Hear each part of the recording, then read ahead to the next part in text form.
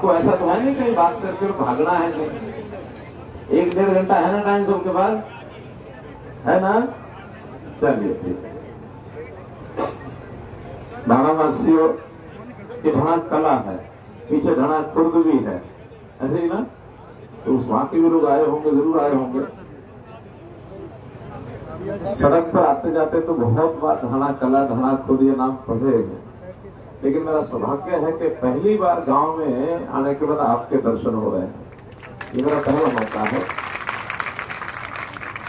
आदरणीय बुजुर्गों, नौजवान साथियों, माताओं, बहनों, मंच पर विराजमान हमारे 2 सांसद बैठे हैं। राज्यसभा के सांसद हमारे जनरल डीपी वत्स जी हैं। लोकसभा में आपने चुन करके भेजा है चौधरी ब्रजेंद्र सिंह जी को, और जो विधायक को आपने चुन के भेजा है हमारे श्री विनोद भैया जी। पार्टी के जिला प्रधान हैं कैप्टन भूपेंद्र जी, पार्टी के मंडल प्रधान हैं श्री सुरजीत यादव जी, शायद ढाणा खुर्द के हैं, है ना? देखो यहीं पर ही प्रतिनिधित्व हो गया। और फिर इस गांव की शख्सियत जो आपने अपने गांव की एक संसद बना रखी है, जो पंचायत है, उसके चुने हुए सरपंच ऐसे हमारे भाई भूप सिंह जी, पत्रकार छायाकार मित्रों, पिछले 3 बल्कि 4 महीने से ये लगातार हमारा जन संवाद का कार्यक्रम चल रहा है। जैसा विजेंद्र सिंह जी ने बताया कि सबसे पहला कार्यक्रम भी इसी लोकसभा से शुरू किया था मैंने, 2 अप्रैल का वो दिन था। भिवानी खेड़ा इसी में है, जिला भले भिवानी है, लेकिन लोकसभा यही है और अपने पड़ोस की विधानसभा है, हंसी के साथ लगती है। तो उस समय शुरू में लोगों को लगता था पता नहीं कैसा जनसंवाद का कार्यक्रम होगा, लेकिन हम करते करते आज मेरा ये 22वां दिन है जनसंवाद का। मैं इसमें करनाल विधानसभा को नहीं जोड़ रहा, वहां तो कई दिन लग गए हैं, क्योंकि वो जरा मेरे लिए थोड़ा सा अलग विधानसभा है, बाकी विधानसभाओं के हिसाब से अलग है ना वो, इस नाते से कि मुझे वहां तो मुझे वार्ड के हिसाब से, गांव के हिसाब से, सब जगह एक विधायक के नाते जाना होता है। लेकिन आपके बीच में एक मुख्यमंत्री के नाते विधानसभा में आज पूरा दिन हांसी विधानसभा में रहेगा। उससे पहले गांव था बगाना, थुराना गांव, थुराना से यहाँ आए हैं ढाणा कला, और शाम को पुराना में जाना होगा, फिर हंसी में जाकर रुकना होगा।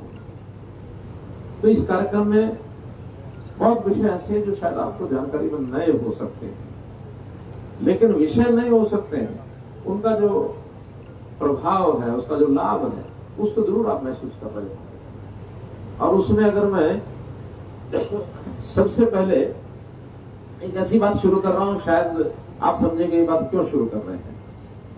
मैं शुरू कर रहा हूं कि इस गांव की आबादी कितनी है, बताओ कोई भी। ढाणा कला के सरपंच बता रहे हैं 6000, कोई और बताएगा? 6 है। आप भी बड़े कंजूस हो।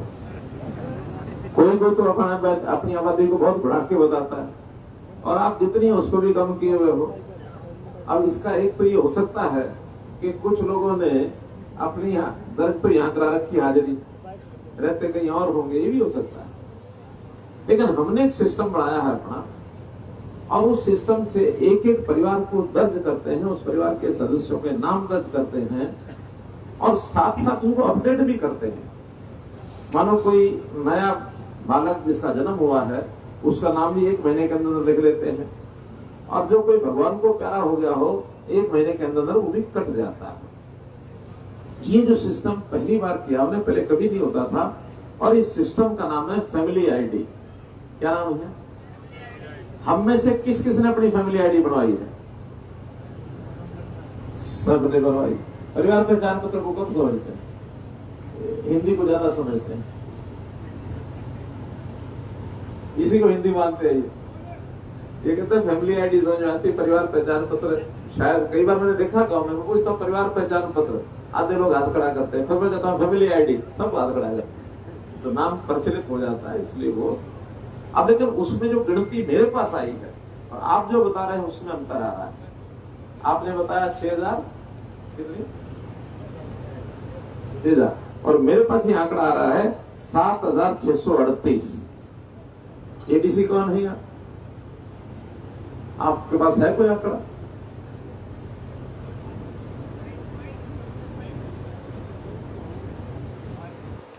अरे कॉर्डलेस ले हो क्या, तार लेके घूम रहे हो? नमस्कार सर, जैसा कि आपने बताया कि हमारे परिवार पहचान पत्र के डाटाबेस के अनुसार 7,638 की जनसंख्या है। आपके साथ 7,638। तो ये जो 6,000 वाले हैं ये वहां से लिस्ट निकाल लेना कि कहां गड़बड़ है, कौन कौन से परिवार हैं जो आपके हिसाब से यहाँ नहीं है। कोई ढाणियों वाले तो नहीं छोड़ दिया आपने? और क्या बनवा रखा उन्होंने फैमिली आईडी? और क्या भाई, अगर बाहर रहे तो उनको वही बनवाए जाके। मुझे लगता है कोई ना कोई आपको बता गया कि जितनी गिनती ज्यादा लिखवाओगे उतना फायदा गांव को भी होगा। गांव को फायदा पता क्या होता है? अब जो ग्रांट मिलती है वो आबादी के हिसाब से मिलती है। अगर 1,000 आबादी किसी गांव की कम हो गई या ज्यादा हो गई तो ग्रांट में ये फर्क पड़ जाएगा 20 लाख का। आपके यहाँ तो 1,000 से भी ऊपर फर्क पड़ रहा है। ये तो मुझे समझा दिया कि भाई ग्रांट ज्यादा लेनी है तो आबादी बढ़ा के रखो। एडी साहब चेक कराओ, ठीक है? हाँ, जरा डोर टू डोर सर्वे करा के ये आबादी शिकायत ये तो मिलती है कि हमारे गांव की आबादी 10,000 है, आपके पास 7,600 लिखी हुई है। हम उनको कहते भी चेक करा लो जाके, लेकिन यहाँ उल्टा हो रहा है कि कम कह रहे हैं, हमारी ज्यादा आ रही है। जरा चेक करा के इसको देखो। अब हम इस को रखते इसलिए हैं कि परिवार यानी सारे गांव के सब परिवारों की ताजा जानकारी हमारे पास रहे। यानी हम तो यहां तक है कि गांव में जो आदमी रहते हैं किस आदमी का जन्मदिन कब है ये भी हिसाब रखते हैं। और इसके लिए तो हमने पिछले दिनों में शुरू किया था कि जिसका जिस दिन जन्मदिन आए उस दिन उसको बधाई भेजो। आप में से किसी को बधाई आई है जन्मदिन की? ये देखो, इतने आदमियों को जन्मदिन की बधाई आई है। टेलीफोन पर एसएमएस आता है। आज भी गांव का आज की डेट यानी तारीख है 6 सितंबर। 6-9 साल तो कोई भी होगा किसी का भी, लेकिन 6 सितंबर जो है गांव में 6 लोगों का जन्मदिन है। ये मेरे पास हिसाब है डाना खोद। और उसमें से मैंने डी साहब को कहा था, मैंने 2 नाम जो उसमें से मैंने निकाल के बताए थे इनको बोला लेना। एक तो बालक है कीरत यादव और दूसरा एक बेटी है रेखा रामनिवास और कीरत यादव प्रदीप। आए होंगे ये दोनों? क्यों डी साहब बुलाए होंगे? बुलाओ जरा इनको, शुभकामना आशीर्वाद देते हैं इनको। आ जाओ। ये कौन है? कीरत यादव कौन है? रेखा कौन है? वहां लाइए इनको गुजरा शुभकामना आशीर्वाद भेंट भी दे देंगे इनको।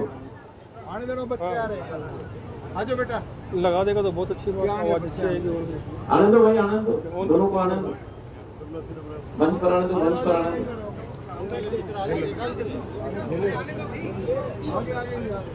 अच्छा, कीर्ति यादव यही बेटी है? हाँ, चलिए आइए।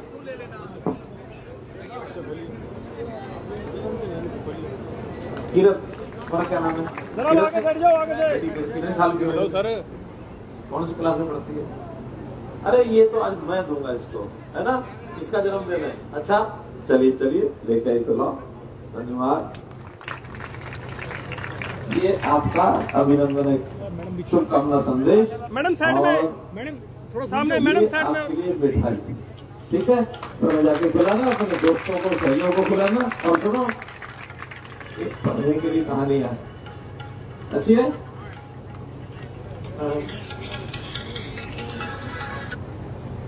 हाँ जी, कर दी मैंने ऑन कर दी। Thank you.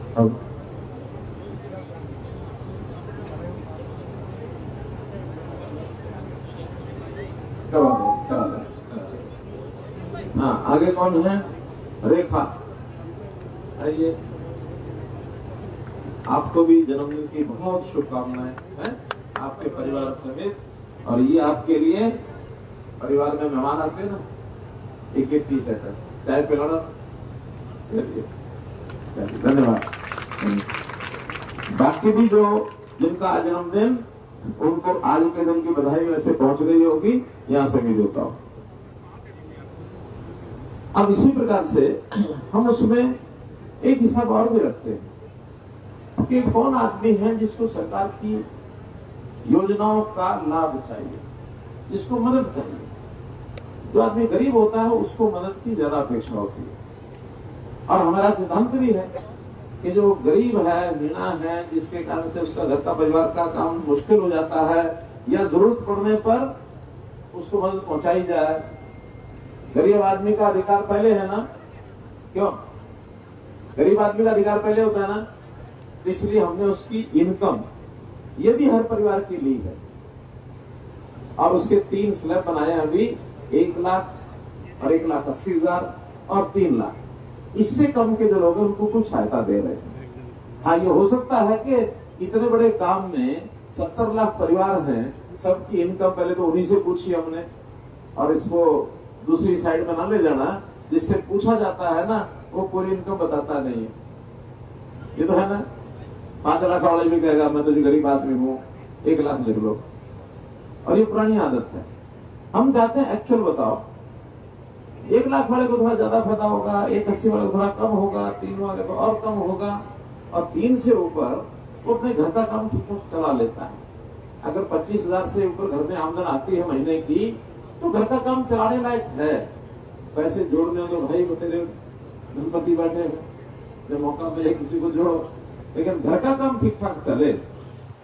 हमने 1 लाख से नीचे और 1,80,000 तक का विचार किया कि इनके जिनके भी राशन कार्ड नहीं है, हमने पिछले जनवरी में, यानी इस साल की जनवरी में एक साथ 12.5 लाख परिवारों की पहचान करके और उनके राशन कार्ड बना दिए, एक क्लिक से बनाए थे। और आपके यहाँ भी गांव में बने होंगे, अगर मैं आंकड़ा उसका बता दूं आपको, जब हमने बनाए उससे पहले 173 राशन कार्ड थे इस गांव के। अगर कोई पीडीएस या राशन की दुकान वाला आदमी बैठा हो तो बता देगा वो कि 8 महीने पहले 173 कार्ड थे, और जब हमने नए बनाए 12.5 लाख, तो उसके अंदर आपके 426 और 526 जुड़ के आज की डेट में 699 हो गए, यानी 3 गुना और बढ़ गए, कुल 4 गुना हो गए। 25 थे तो 100 हो गए।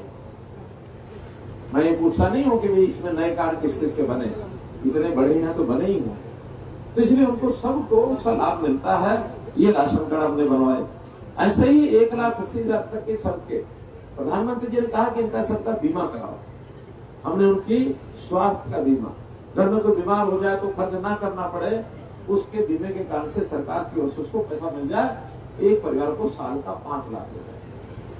हम तो चाहते ये है कि ये किसी को लेना ना पड़े, क्योंकि लेगा कब? जब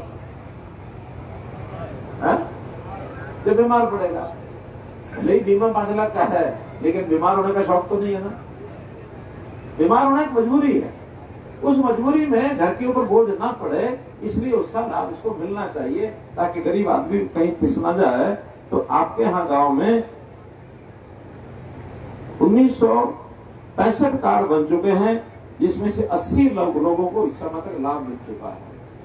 जो कहीं ना कहीं अस्पताल में गए, इलाज कराया, लेकिन पैसा नहीं लगा, वैसे 80 लोगों को 30 लाख रुपए का फायदा हुआ है। हमने से कोई है ऐसा बता सकता है कि उसका खुद का या परिवार में या पड़ोसी में किसी आदमी का इलाज हुआ और पैसा उसका नहीं लगा? हाँ, किसका ये बताएं, बीच में बुजुर्ग बैठे हैं।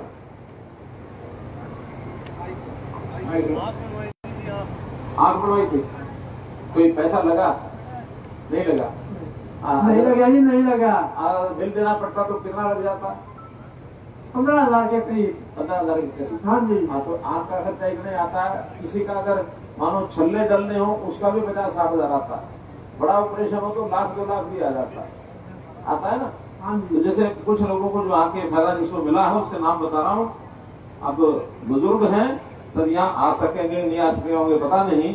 कृष्णा देवी, पति है रिचपाल।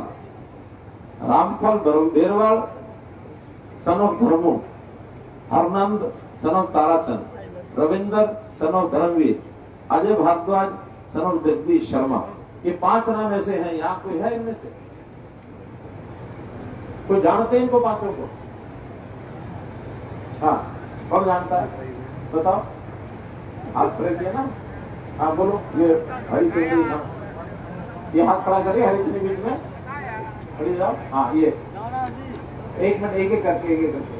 हाँ आप बड़ा ऑपरेशन हुआ था जी अपना परिवार में ऑपरेशन हुआ था, कोई पैसा तो नहीं लगा? नहीं जी। कितना बिल बच गया होगा? पता नहीं, 2 लाख रुपए आ गए। 2 लाख रुपए लग जाते हैं। बहुत अच्छा। हाँ आप बोल रहे थे कुछ आगे?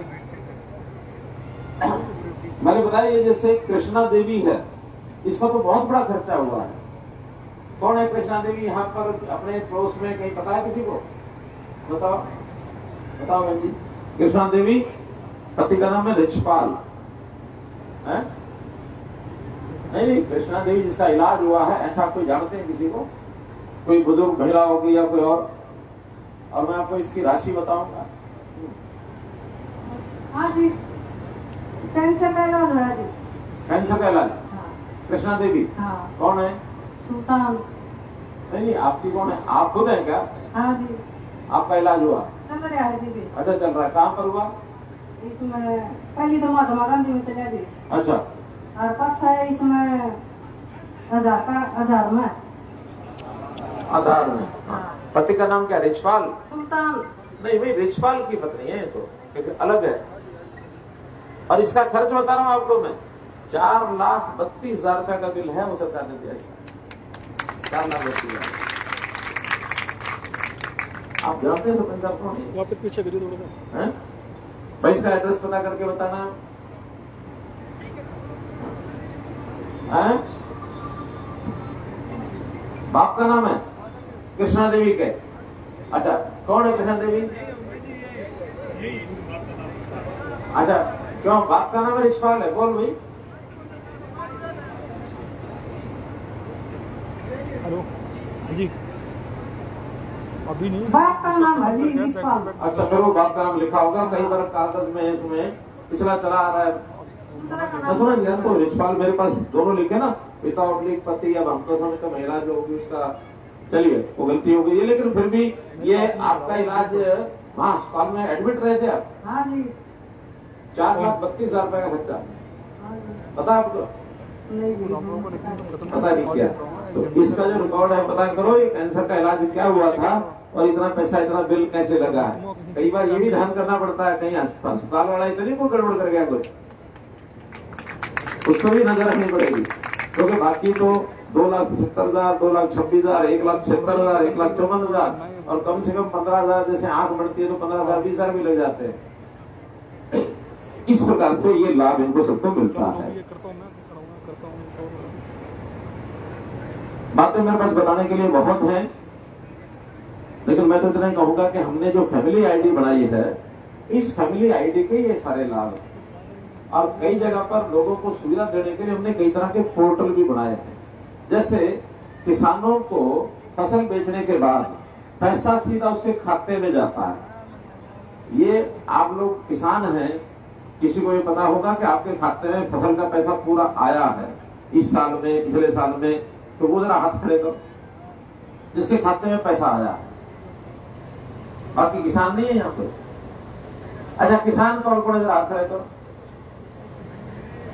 तो इनके खाते में फसल बिक्री जो आप बेचते हैं मंडी में, उसका पैसा कहां जाता है, किसके पास जाता है? कोई भी खड़े को बताओ, सीधा खाते में आता कि नहीं आता? हाँ बताओ भाई। नमस्कार जी। हाँ। सीएम साहब, राज्यसभा सांसद चलो कोई नहीं जी। हाँ, पीछे पीछे बताओ। बिहाना जी, सबको नमस्कार जी मेरी तरफ से। ये आड़ती के खाते में जाता है जी, आड़ती फिर ट्रांसफर करता है। अभी भी आरती खाते में जाता है? हाँ, अभी भी जाता है। जमींदार का कम ही आता है, कोई एक आधा के सीधा आता है कि नहीं, आड़ती के जाता है। आड़ती फिर वो डिमांड के हिसाब से जमींदार जो जितनी फसल बेचता है उसके हिसाब से कौन करेगा, कौन सा डिपार्टमेंट वो करेगा? कौन है मार्केटिंग बोर्ड?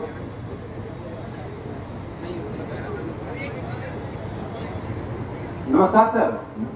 ये सीधा किसान के खाते में ही जाता है सर। इनका नाम ले और चेक करके बताओ। जी सर। केवल एक सैंपल केस दोगे तब पता लग जाएगा। जी सर। और कौन कौन ऐसा कहता है जिसका नाम जो है उसके खाते में नहीं आता और आड़ती के खाते में जाता है, ऐसे जरा हाथ खड़े करो। अरे अब इसमें भी कोई नहीं है, अपने खाते में भी नहीं आता, आड़ती के खाते में भी नहीं जाता है? सीधा खाते में आता, खुद के खाते में आता ना। तो जिनके खुद के खाते में आता है किसान है, वो हाथ खड़े करो। ये भी थोड़े ही है। अच्छा मैं ये कह रहा हूं कि जिसके खुद के खाते में ना आता हो तो आप डीसी साहब के यहाँ जाके या एसपी के यहाँ जाके लिखवा देना कि मेरे खुद के खाते में मैं फसल बेच के आया था, मेरे खाते में नहीं आया, जाके लिखवा देना।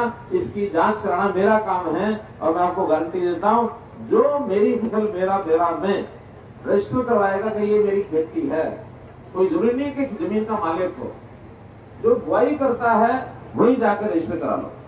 और अगर कहीं उसमें समस्या आ रही हो तो हमारे जो मार्केटिंग बोर्ड के लोग ये ट्रेनिंग आके दें कि कैसे उसमें रजिस्टर करना है। क्यों मार्केटिंग बोर्ड के बैठे ना यहाँ सेक्रेटरी है, कौन है सेक्रेटरी?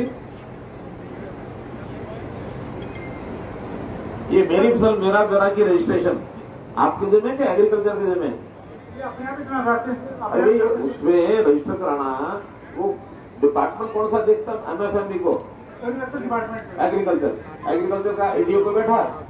हाँ देखो नमस्कार सर। हाँ सर जो इस घानाकला गांव की टोटल जमीन है 5,965 एकड़ जमीन है सर। अच्छा। और इस गांव के जो खुद किसानों ने जो जमीन अपनी रजिस्टर करी वो 1600 एकड़ करी थी, बाकी 4375 एकड़ खुद डिपार्टमेंट में करी है सर। क्या करिए वो फसल मेरा बेरा पर रजिस्ट्रेशन की बात इस बात की बात है ना जी सर। लेकिन पिछले साल की बताओ कि कितने किसानों ने यहाँ फसल बेची है, कितने किसान रजिस्टर्ड हैं और उन किसानों के खाते में पैसा गया कि नहीं गया वो बताओ पिछले। सर टोटल ये तो वैसे मार्केटिंग बोर्ड का काम है सर, लेकिन यहाँ लैंड होल्डिंग कम है, इसलिए फार्मर मंडी में जमीन कम बेचते हैं, बल्कि सब्जियों का काम ज्यादा है सर। सब्जियों का कौन ज्यादा है? जी सर। हाँ तो इसका मतलब हमारे यहाँ मंडी में अनाज बेचने वाले कम लोग हैं, ऐसा सर? जी सर। सब्जियों को लिए मशहूर है, ठीक है। बात ध्यान में आ गई। हमने एक व्यवस्था की है कि मंडी से अब आड़ती के यहाँ नहीं जाएगा, सीधा जो किसान बेचेगा जिसने मेरी फसल मेरा बेरा में चढ़ा दिया वो पैसा सीधा उसके खाते में आएगा, आपको उसको चक्कर मारने की जरूरत नहीं है। ये पोर्टल का कमाल है। ऐसे ही जो हमारे पेंशन है, ओल्ड एज पेंशन अपने आप बढ़ती है। पहले तो ये होता था बुजुर्ग आदमी घूमता था, यहाँ साइन करो वहां करो, दफ्तर दस्तावेज और दरखास्त लेके लगा रहता था, साल 2 साल भी भटकता था। अब उन्होंने कहा कि 60 साल होते ही अपने आप गांव में जाकर के वो साइन करा के ले आएंगे और 1 महीने बाद उनको पेंशन बढ़ जाएगी। आप में से ऐसे कौन कौन है जो बुजुर्ग 60 साल के हो गए और जिनकी पेंशन नहीं बढ़ी? 1 2 3 4 5 6। अच्छा ऐसा जिनकी पेंशन नहीं बढ़ी है ये सारा उठ करके कहाँ बैठे भाई? हाँ उधर पीछे, इधर से आ जाओ, इस साइड से आ जाओ और सब वहां जाकर अपना नाम रजिस्टर कराओ। फैमिली आईडी साथ लेके जाना, फैमिली आईडी साथ लेके जाना और जाकर के अभी कोशिश करेंगे कि आपकी पेंशन बढ़ जाए। नमस्कार सर जी।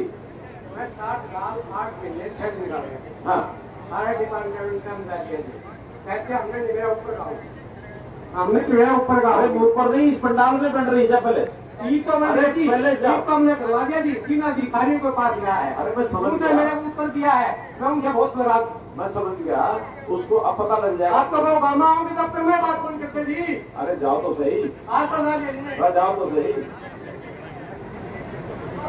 जब मैं यहाँ आ लिया फिर उसके बाद भी आपकी रुकती नहीं। भाई क्या कर रहा है यार? जाओ जाओ बनवा, जाके जल्दी बनवा। आज इनकी ट्रेनिंग करा दी है। हेलो हेलो हेलो, अब ट्रेनिंग करा दी है, जो जाएगा उसी से पढ़ाएंगे। हेलो पहले ट्रेनिंग नहीं की। एक हेलो, ऐसा नहीं भाई, किसने दिया ये, क्यों पकड़ाया? ऐसे नहीं लेना भाई, अब लेते पढ़। अरे रुक जाओ, ठीक करा देंगे, आज ही करा देंगे। अरे आज ही कर देंगे, आज ही कर देंगे। देखिए कुछ लोगों को ये कठिनाइयां आएंगी, कारण क्या कि आईटी के सिस्टम से पुराने लोगों को इस तरीका अभी आता नहीं है। हमने इसके लिए एक तो जितने हमारे ऑफिस यहाँ हैं सभी अधिकारियों को ट्रेन किया है कि भी कोई भी आदमी आए उसका जो पोर्टल का या जो आईटी का सिस्टम है उसमें उसका तुरंत ठीक करो। और क्योंकि 5-7 महीने हो गए ये, अब लगभग 10% रह गई होंगी ये सारी घटनाएं, और आने वाले महीने में 2 महीने में एक एक करके सब ठीक करेंगे। लेकिन एक ये रामबाण है सारी सेवाएं आपके घर पहुंचाने का, क्योंकि पहले तो दर दर भटकते थे और बहुत, मैं बता रहा हूँ 12.5 लाख लोग ऐसे निकले जिनका राशन कार्ड बन ही नहीं पाया था, इतने एक साथ बनाने कम बात है। अब जैसे पेंशन है, आपके यहाँ पेंशन के नाते से भी 2 लोग ऐसे भी हैं जिसको जाना नहीं पड़ा दफ्तर में, अपने आप आके असाइन करा के चले गए। Dharmpal son of Ramchandra, Satveer Singh son of Ratanlal, ये 2 लोग ऐसे हैं जिनके घर में बैठे पेंशन बन के आई है। अब आपके यहाँ कोई अगर मान लो वहां डेट ऑफ बर्थ की इसकी उसकी गलती रह गई होगी इसलिए नहीं आए। अब हमने पिछले महीने ऐसे सब लोगों की डेट ऑफ बर्थ ठीक करा दी है और कल ही 80,000 लोगों की डेट ऑफ बर्थ ठीक करा के उन सब की पेंशन 1 महीने के अंदर बढ़ जाएगी। उसमें हो सकता है आपके 8-10 लोग जो आज पड़े हुए हैं ये होंगे, तो इन सब की पेंशन जो है ये घर बैठे बढ़ेगी, चिंता मत करो।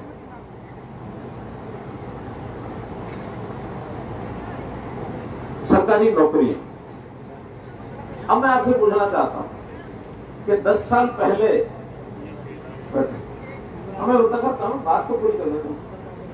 10 साल पहले जब किसी को नौकरी लेनी होती थी, नौजवान जो होता था या कोई महिला लड़की हमारी जो नौकरी की उम्र की हो जाती थी, पढ़ लिखने के बाद भी माँ बाप के ऊपर प्रेशर डालते थे कि मेरी नौकरी लगवाओ। और उस समय नौकरी लगवाने में क्या काम करना पड़ता, बैठो भी माइक पर बैठ जाओ, खड़े मत रहो। तो उस समय नौकरी लेने के लिए क्या करना पड़ता था बताओ? पैसे देने पड़ते थे। कितने से पैसे? 10-5 पैसे। और देखो इशारा करके बता रहा, गठली बांध के ले जाना पड़ता था और फिर भी भरोसा नहीं था, मिले ना मिले, पैसे खा जाते, किसी के उल्टे मिल जाते, किसी के आधे मिलते, चक्कर कटवाते। लेकिन ये भ्रष्टाचार था कि नहीं था? हमने आने के बाद 8 साल में इन सब चीजों को ठीक कर दिया। कोई पर्ची नहीं, कोई खर्ची नहीं। अब जिसकी लगनी है मेरिट के ऊपर घर बैठे नौकरी मिलनी है। और आपके गांव में भी मेरे पास जो रिकॉर्ड है 49 लोग ऐसे हैं जो हमारे शासन में नौकरी लगे हैं बिना किसी ही वेतन के, 49। अब इसके समर्थन में जो पड़ा वो बताओ कि हाँ कौन कौन लगे और किसके भाई लगे, किसका परिवार का लगा, बताओ बिल्कुल।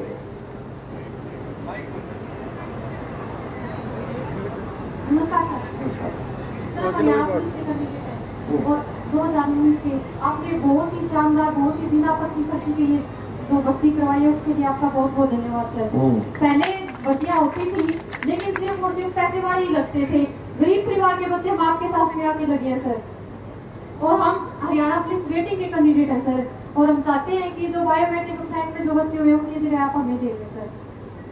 ऐसा है, उसमें थोड़ी कठिनाई मैं आपको बता देता हूँ, मुझे जानकारियां सारी हैं। कुछ वर्ष पहले तक वेटिंग लिस्ट पुलिस की नहीं बढ़ती थी, बाकियों की बढ़ती थी जी सर, इसलिए वो सारे रह गए।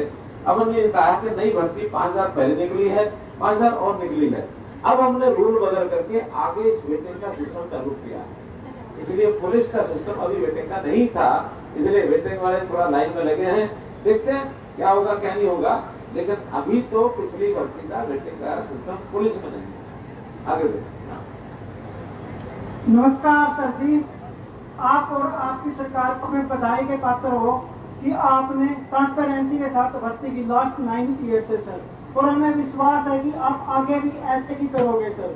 जैसे सर उदाहरण के तौर पर ग्रुप 57 हुआ सर, वो एकदम ट्रांसपेरेंसी के साथ हुआ है सर, उसमें कोई प्रॉब्लम नहीं है सर जी।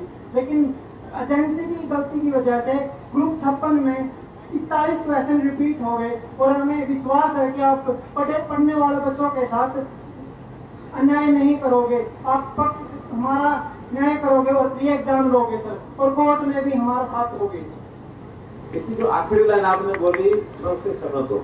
ये केस कोर्ट में चला गया है और कोर्ट में हमारा हम प्रस्ताव, आप ही के बच्चे हैं सर। मैं क्या कह रहा हूँ, सुनो ना पूरी बात सुन लो, आपको समझ आएगी। हम कोर्ट में आपकी सहायता करने के लिए तैयार हैं। हमने ही कहा है कि जल्दी फैसला करो ताकि हम आगे के भी काम करा सकें। एक बात और समझो, आदमी कोशिश कितनी कर ले, कुछ बातें जो होती है ना, पता कहाँ लिखी होती है, वो लिखी होती है यहाँ।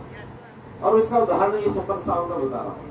हुआ ये कि एग्जाम होना था पहले 56 का, फिर होना था 57 का। 56 वालों के पेपर में से 41% 57 में जाकर के और डुप्लीकेट होते। हुआ क्या, एक दिन में ही उल्टा पुल्टा हो गया कि पहले 57 का हो गया, फिर 56 का हो गया। और 57 वाले कहते भी हमारा तो क्लियर था, 57 में से 56 में 41 और आ गए। अब 56 में 57 में आए, 57 के 56 में आए, इसमें किसी की गलती नहीं है। लेकिन फिर भी क्योंकि कोर्ट में मामला गया हुआ है तो कोर्ट जल्दी फैसला कर देगा। जो पहले वाले हैं उनका तो कोई कसूर है ही नहीं, 57 वालों का। तो 56 वालों को ये कहते हैं क्योंकि 57 वाले बच्चे भी 56 में देने गए थे, इसलिए कुछ गलतियां अगर उनकी 57 में हुई होंगी तो 56 में उन्होंने अपने आप ठीक कर ली। यही है ना। तो कोर्ट इस बात का संज्ञान ले रहा है, जल्दी हम चाहेंगे फैसला हो जाए। अकेले 57 का रिजल्ट निकला है तो ठीक, दोनों का निकला है तो ठीक, हम कोशिश कर रहे हैं। ठीक, हाँ दो भी दो।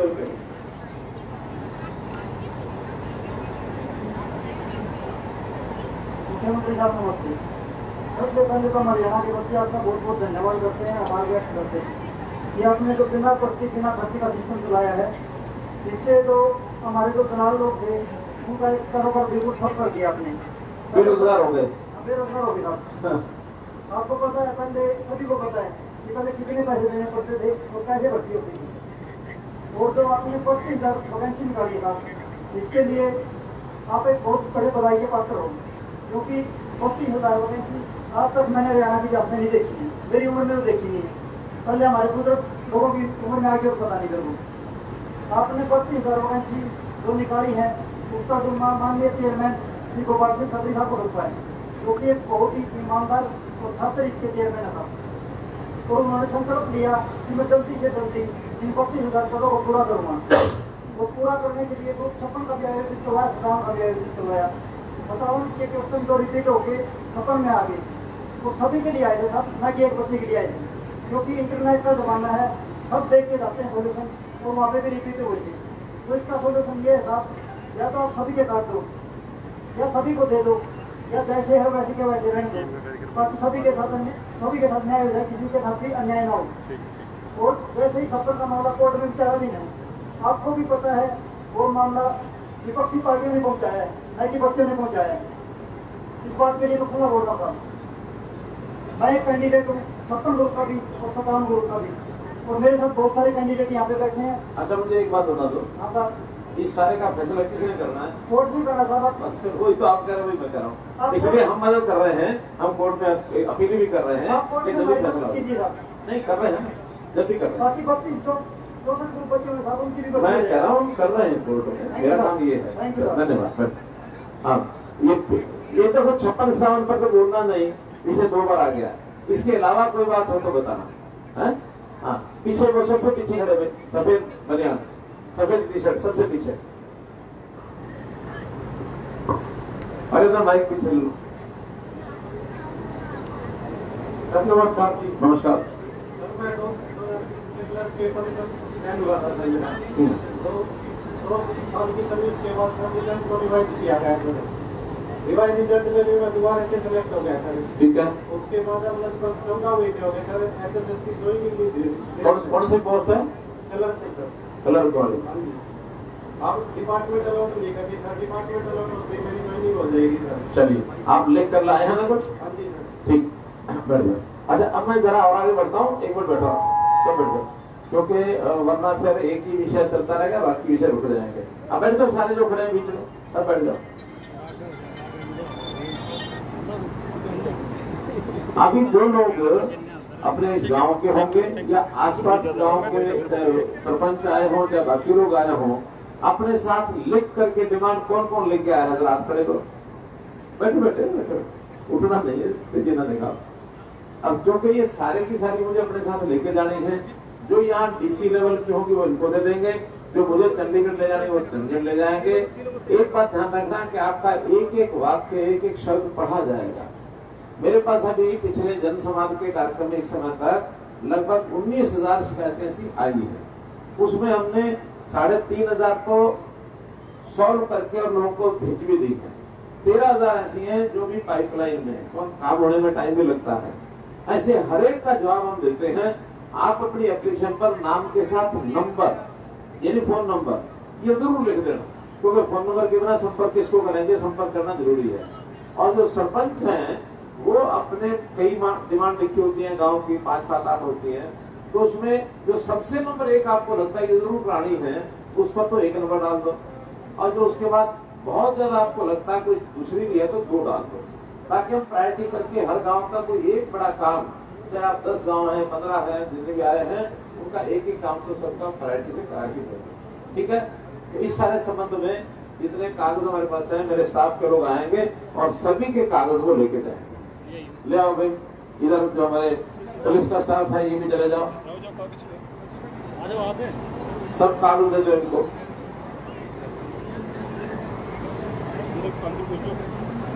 जो पीछे माइक वाले हैं वो भी ले लो, जो माइक जिनके हाथ में है वो भी ले आओ जाके, बाद में मेरे एक बार कागज करने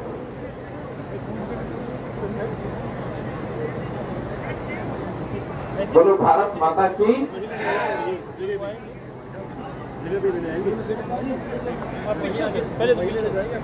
आपके पास है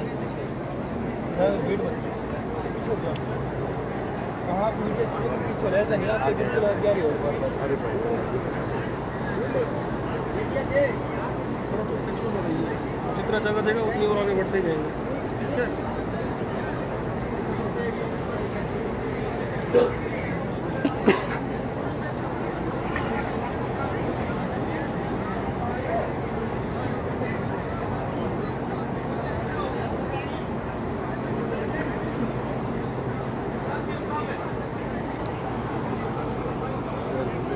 कागज दे दो, बाद में करेंगे, कागज दे दो।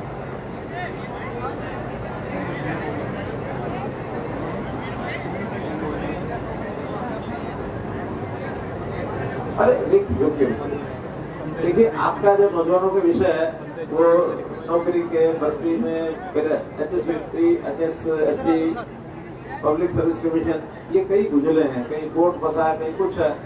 जनरल पब्लिक वाले विषय तो नहीं है। आप अलग से भी 10 मिनट अपनी बात रखेंगे, मैं सुन लूंगा, लेकिन मैं आपको सारे विषय बता के जाऊंगा कौन से क्या चल रहा है। कोर्ट में चल रहा है उसका सुनने का फायदा नहीं है, उसमें हम आपकी मदद करेंगे। जो कोर्ट में नहीं है, सरकार के पास है, तो आपने अपने कागज में लेके दिया है ना, अभी कागज लेके दिया ना, अभी एक बार बैठ सुनता हूँ। बोलो भारत माता की। रुको भाई, ऐसा क्यों दे रहे हो? आप कागज दो इनको। नहीं चाहिए माइक, आप गायक हो भले कुछ भी, आप कागज दे दो इनको।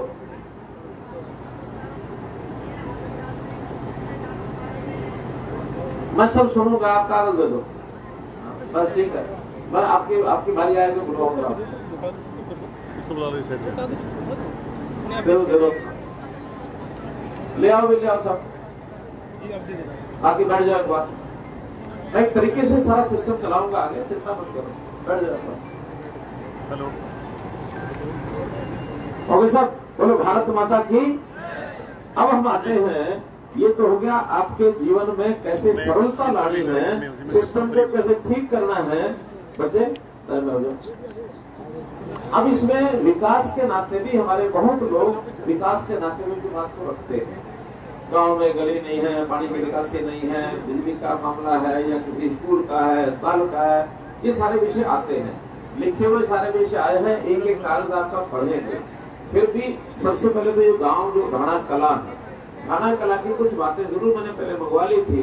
जिस गांव में जाता हूँ उस एक गांव के विषय आ जाते हैं, बाकी गांव के शुरू होते हैं यहाँ से बाद, इसके बाद।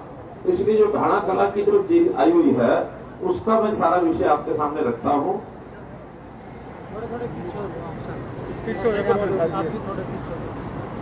एक तो यहाँ गांव के स्टेडियम में खेल का सामान, इसकी डिमांड बनाएंगे। तो सरपंच साहब है ना ये, तो कौन है यहाँ स्टेडियम किसकी जिम्मेदारी है? बीडीपीओ के जिम्मे या स्पोर्ट्स के जिम्मे? या बीडीपीओ के जिम्मे कौन है बताइए? स्पोर्ट्स का सामान क्या लगता है? नहीं, लेकिन किसकी कौन सा डिपार्टमेंट करेगा? Sports department. ये स्पोर्ट्स डिपार्टमेंट देता है, गांव के स्टेडियम में सामान वही देते हैं। ठीक है, स्पोर्ट्स डीएसओ आए हैं, डीएसओ भाई, डीएसओ आए क्या नहीं? कौन है डीएसओ? नाम क्या उसका? डीएसओ का नाम क्या है? आया नहीं ना? है रस्ते में मतलब? ठीक है, डीएसओ को सस्पेंड करके छुट्टी करते हैं। डीएसओ हिसार जिला सस्पेंडेड। यानी एक तरफ सारी सरकार यहां बैठी है और डिस्ट्रिक्ट का स्पोर्ट्स मिनिस्टर यहां नहीं है, और स्पोर्ट्स मिनिस्टर के नाते तो जिम्मेदारी मेरी है अभी, उस नाते भी उसकी तो जिम्मेदारी बनती है, उसको सस्पेंड करो, बात करो। ठीक है, आपका जो ये स्पोर्ट्स वाला मामला है सामान का, इसका हल कराएंगे। ऐसे ही सरपंच बता दें कि ये जितनी डिमांड की हुई है, सबसे एक डिमांड महत्वपूर्ण कौन सी बताइए?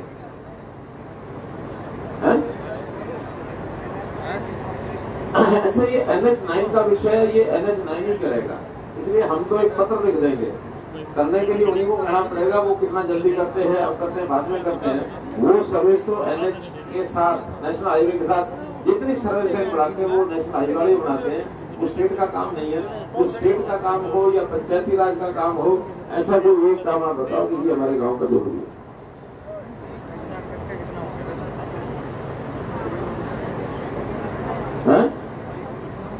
स्टेडियम स्थिल का सामान इंडोर हॉल में वास्तव में वो डीएसओ फिर नहीं आया है, उसी को सस्पेंड किया मैंने। ठीक है, आपके स्पोर्ट्स की जितनी चीजें हैं, चाहे कोच की बात है या इंडोर हॉल की बात है, सामान की बात है, इसको पूरा कराएंगे। सर कराएंगे, और सर NH9 वाले ने भी सर IRC के नॉर्म्स में दिए, फिर भी अमली डिफेक्ट ऑलरेडी उन्होंने वो कितना कहा कि करेंगे इसको सर। ठीक है, डिमांड्स तो काफी आई है आपकी, लेकिन एक दो जो जरूरी मुझे लगता है कि जरूर ये तो छोटे छोटे काम में हो जाएंगे।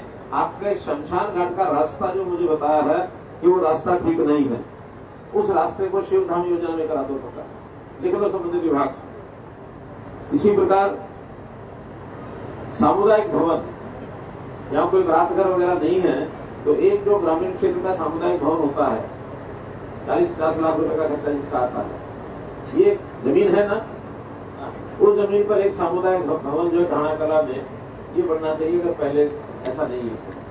ठीक है, एक विषय जो नौजवानों के लिए बहुत जरूरी है, पढ़ाई के बाद लाइब्रेरी आवश्यक होती है, तो गांव की लाइब्रेरी जैसे गांव के करते हैं, वो सब गांव में कर रहे हैं, उसको भी मंजूर करते हैं।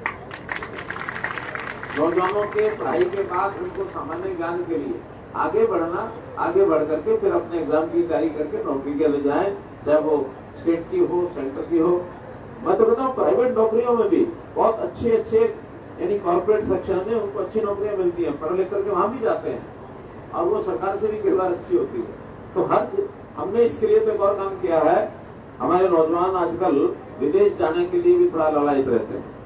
एक डिपार्टमेंट बनाया, फॉरेन कोऑपरेशन डिपार्टमेंट, FCD, उसमें ओवरसीज प्लेसमेंट सेल के बाहर नौकरियां दिलवाने के लिए पहले नौजवानों को स्किलिंग करते हैं, जैसी वहां जरूरत हो, वो जरूरत के हिसाब से स्किलिंग करा करके फिर वहां भेजते हैं, जिस देश को जितने लोग चाहिए।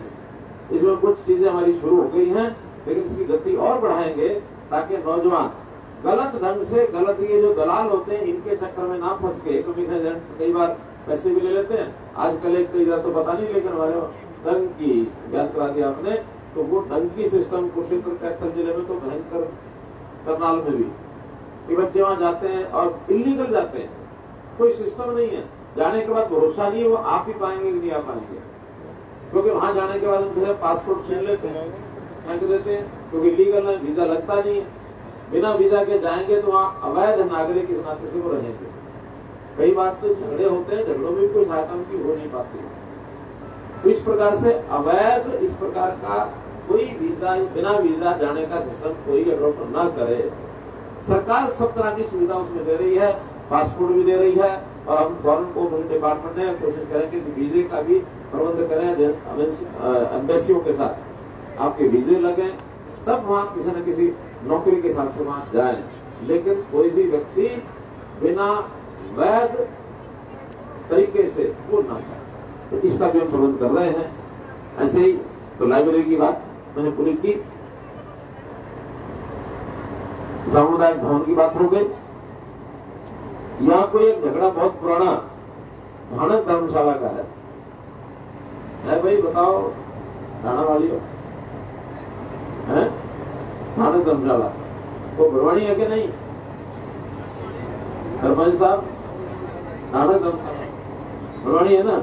हाँ, तो उसका एस्टीमेट बनवाओ पंचायती राज से, थाना धर्मशाला मंजूर।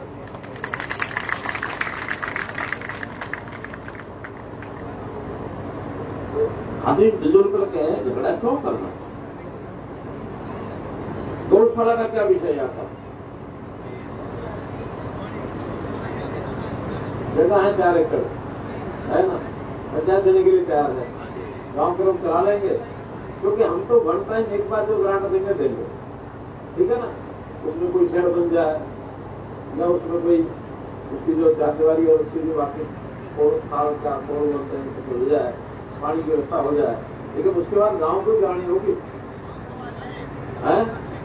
गांव की समिति बनेगी और गौशाला को बढ़िया ढंग से चलाएंगे। अब इसमें भी आजकल जो ये बेसहारा पशुधन है, ये गली सड़कों में गलियों पर घूमते रहते हैं, लोग दूध निकालते हैं, बाद में गाय को छोड़ देते हैं। ये बहुत गलत काम है, अच्छा नहीं है। और हम आगे क्या कर रहे हैं कि हर पशु, चाहे वो प्राइवेट हो चाहे गौशाला हो, उसके कान में एक टैग लगा रहे हैं। उस टैग में मशीन लगा के देख लो, टैग में पता लग जाएगा मालिक कौन है, ये कहां का है, एक मिनट पता लग जाएगा। और अब किसी ने बेसहारा करके उसको छोड़ दिया तो उस परिवार के ऊपर जुर्माना लगाएंगे कि गाय दूध देती है तो घर में रखो, लेकिन नहीं देती तब भी घर में रख के उसको पालो। ये नहीं है 6-8 महीने दूध पिया और बाद में जेवड़ा खोला, देखो क्या चलेगा। फिर वो चलने के लिए खेतों को घुसने मिलेगा और गलियों में इधर उधर होकर खाती फिरेगी अपना पॉलिथीन, और उसके बाद सड़क पर घूमेगी, एक्सीडेंट होंगे। कई एक्सीडेंट पे तो भयंकर एक्सीडेंट हुए, नुकसान हो गया बड़ा। तो इसलिए हम गौशालाएं चाहते हैं। इस बार गौशालाओं का बजट पिछली बार के बजट से 10 गुना किया मैंने, 10 गुना। पहले 40 करोड़ होता था, इस बार 400 करोड़ किया। लेकिन ये 340 करोड़ नई गौशालाओं को उनको देंगे जो बेसहारा पशुधन को लाके रखेगा। उनकी गौशाला बढ़ाने के लिए भी देंगे, और मैं साल भर के लिए चारे का भी देना वो भी देंगे, ऐसा नहीं देंगे। तो बोलो 4 एकड़ पर गौशाला बनाने के लिए तैयार है गांव, समिति बनेगी, तो उसके कुछ गांव से इकट्ठा करो और 21 लाख रुपया मैं घोषणा करता हूं अपने से पहली किस्त के रूप में दे रहा हूं, और जरूरत होगी भी देंगे, लेकिन उसको शुरुआत करो।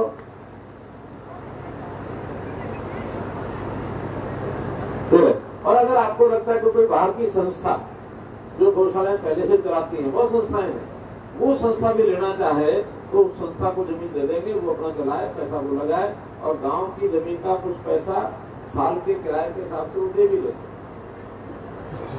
ज्यादा नहीं, लेकिन कुछ ना कुछ टोकन पैसा वो दे देंगे हर साल, और आपके पंचायत की आमदन हो जाए, गौशाला वो चला लें, सरकार जितना अनुदान मिला वो भी देगी। ठीक है जी साहब, ये कौन सा डिपार्टमेंट व्यवस्था करेगा, रूरल डेवलपमेंट या एनिमल हस्बेंड्री? एनिमल हस्बेंड्री कौन है यहाँ? तो कोई संस्था आपके पास है ऐसी जो यहाँ चलाए? सर संस्था ऐसे तो नहीं है, लेकिन कुछ बोर्ड भी है, तो के लोग करेंगे तो जो मतलब उसके बोर्ड के आयोग से भी और इनकी एक समिति बनाओ रजिस्टर्ड। जी सर। वो समिति और डिपार्टमेंट में गौ सेवा आयोग, क्योंकि ये सारे फंड गौ सेवा आयोग के थ्रू आएंगे, और इधर ग्राम पंचायत, तीनों का मिला के MOU हो, और फिर उसके हिसाब से जमीन अलॉट करके उसको चालू करो, पैसा देना शुरू कर दें, आपकी गौशाला की मांग भी पूरी हो जाती है।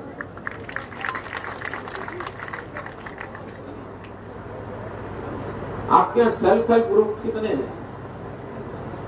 महिलाओं से मैं प्रश्न कर रहा हूं, कितने सेल्फ हेल्प ग्रुप है? बता सकता कोई? हाँ, कितने? 3। कितने मेंबर हैं? 30। आप इसी गांव में कि भाटड़ में? इसी गांव में 2004 में 3 बड़े फॉरेस्ट नहीं, वो जो हमारी उस समय फॉरेस्ट के अंदर पीसीसीएफ थी, वरिंदर कौर, ये ग्राम विकास का काम है, लाइवलीहुड का मिशन का काम है। तो लाइवलीहुड मिशन के माध्यम से यहाँ बड़ा गांव है, कम से कम 10, 12, 15 सेल्फ हेल्प ग्रुप बन सकते हैं। हर एक सेल्फ हेल्प ग्रुप में 10 महिलाएं जुड़ सकती हैं और 10 महिलाओं को 50,000 शुरू में, फिर 1 लाख, 2 लाख, 5 लाख, 10 लाख, जितना वो काम करना चाहे उतना लोन गवर्नमेंट देती है।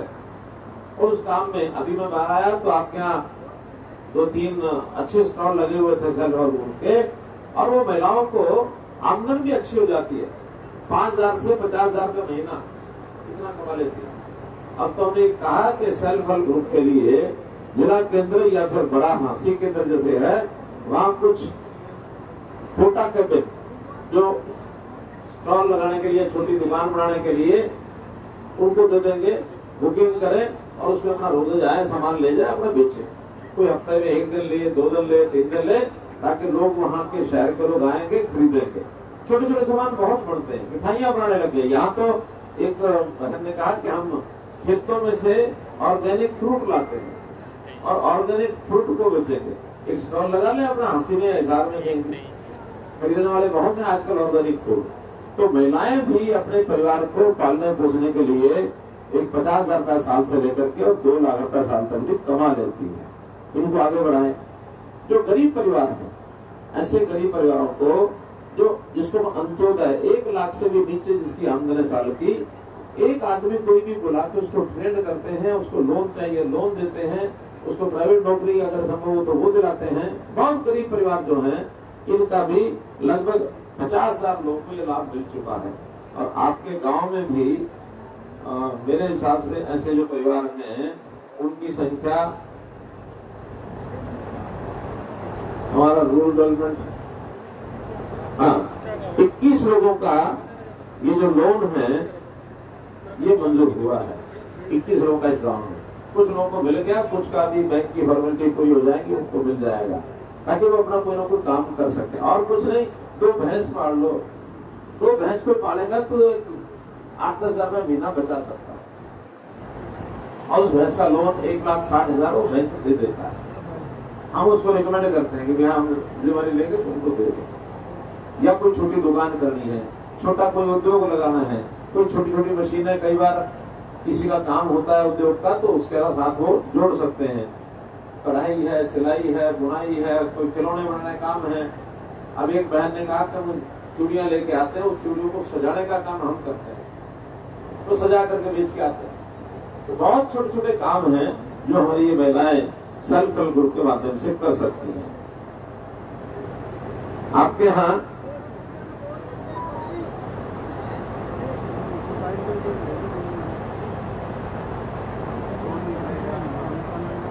लाइब्रेरी की बात हो गई, थाना समाज की धर्मशाला का हो गया, सामुदायिक भवन की बात हो गई, सर्विस लेन की बात हो गई, प्राइमरी स्कूल की बिल्डिंग,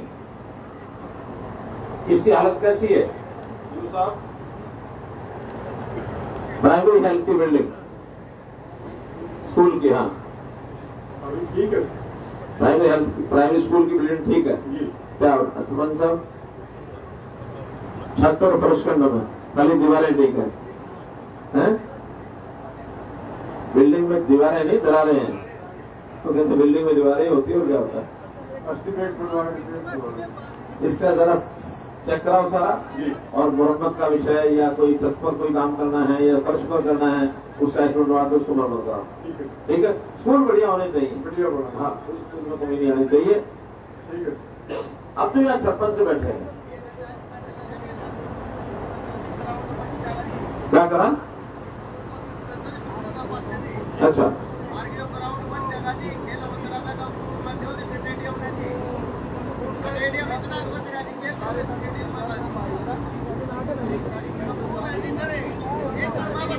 पीछे करो ना, पीछे करो भाई।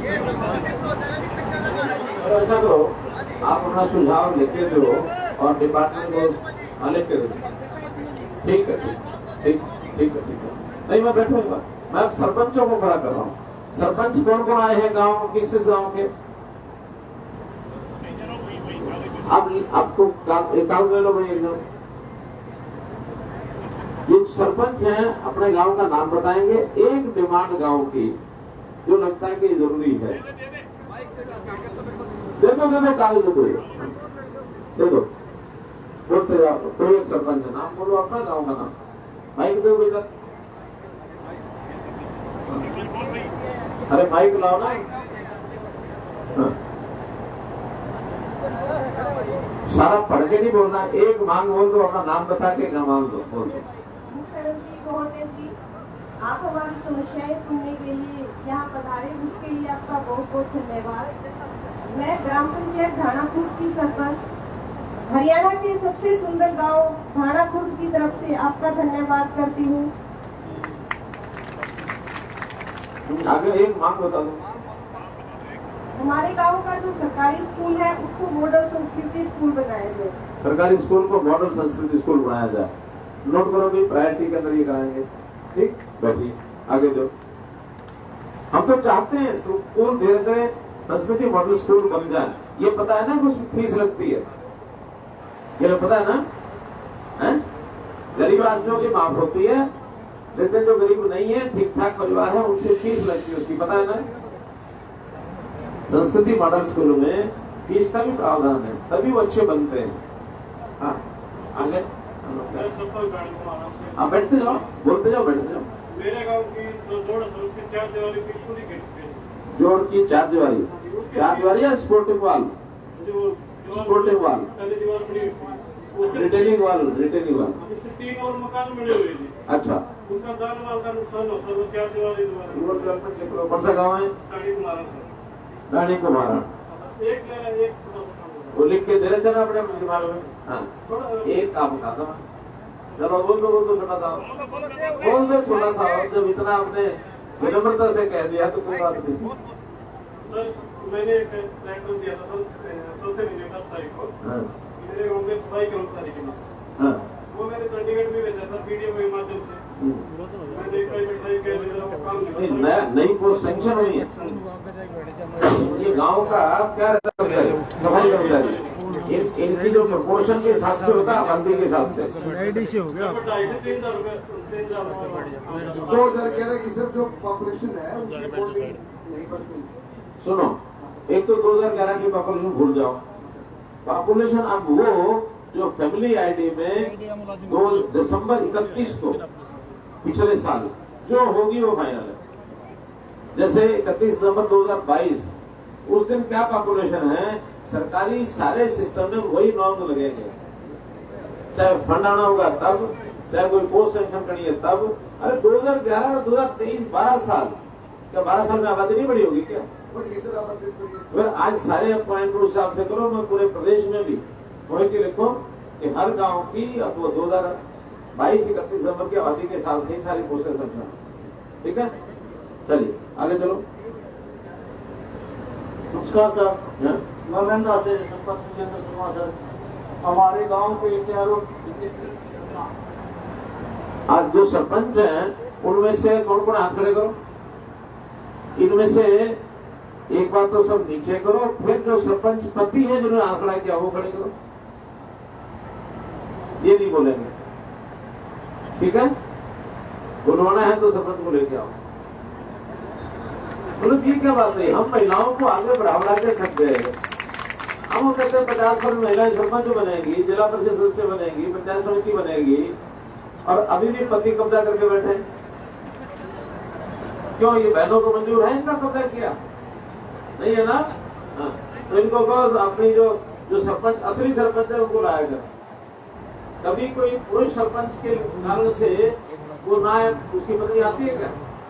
है? पुरुष सरपंच की बजाय क्या उसकी पत्नी आके यहाँ बात कहती है? नहीं कहती है ना? तो इसलिए आपको भी ध्यान रखना है, जो सरपंच खुद है वो आके बात करें। सर, मेरे गांव के अंदर पानी की निकासी गांव बोलो। मैं डाल रहा हूँ सर। मैं दे रहा हूँ, ठीक है, आगे दो। पीढ़ी के चारों तरफ नाला हुआ अब है। एक एक बोलो, आगे दो। वो तो उनको दे दिया था मौका कि सारे दो ना बोले। हाँ सुरेंद्र गहलोत रानी गुराम जी। हाँ, मेरे गांव के सर मुख्यमंत्री जी जो खबर है, रानी गुजरान तो पहले एक दिन कौन सरपंच बोला था?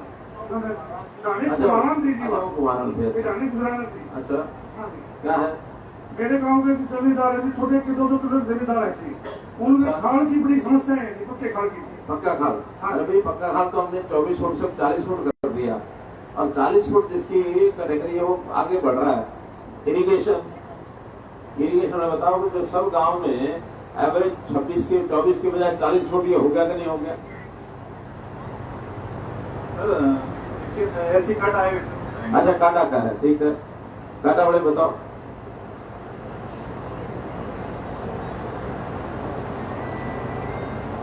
नमस्कार सर। हाँ नमस्कार। सर अब जो नॉर्म्स आपने बनाए हैं 40 फुट पे, उसके हिसाब से हमने एक्सटेंशन की प्रपोजल्स लिखी हुई है जी, और एडमिनिस्ट्रेटिव अप्रूवल आते ही ये फसल कटने के बाद हम काम शुरू करवा नहीं, देंगे। लेकिन कितना, तो 3 साल हो गए, अब ये इतना ढीले तो करते हुए।